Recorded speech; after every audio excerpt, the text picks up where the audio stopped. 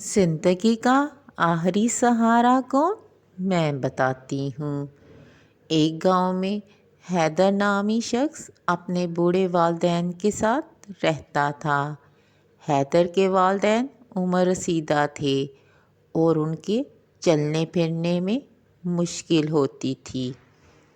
حیدر کا اپنی زندگی میں بہت مصروف رہنا ان کے لیے ایک مسئلہ بن چکا تھا۔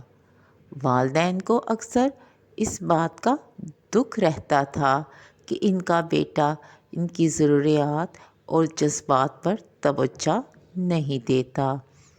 ایک دن حیدر کی ماں بیمار ہو گئی، لیکن اس نے اپنی ماں کے بارے میں جاننے کی کوشش نہیں کی۔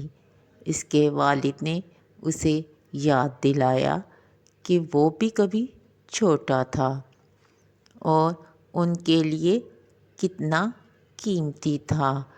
وہ اس کے لیے راتوں کو جاگتے، اس کے لیے فکر مند رہتے۔ ایک دن گاؤں کے بزرگ نے حیدر کو کہا، بیٹا، والدین کا سہارا وہی بنتا ہے جو ان کی عمر کے اس حصے میں ان کی محبت اور توجہ کا جواب دیتا ہے۔ ان الفاظ نے حیدر کے دل میں چوٹ لگائی۔ حیدر نے اپنی ماں کے پاس جا کر معافی مانگی اور اس بات کا عزم کیا کہ وہ ان کا بہتر خیال رکھے گا۔ اس دن کے بعد حیدر نے اپنی والدین کے لیے نہ صرف وقت نکالا بلکہ ان کی ضروریات کو پورا کرنے کی کوشش بھی کی۔ والدین ہمارے لیے جنت کا دروازہ ہیں۔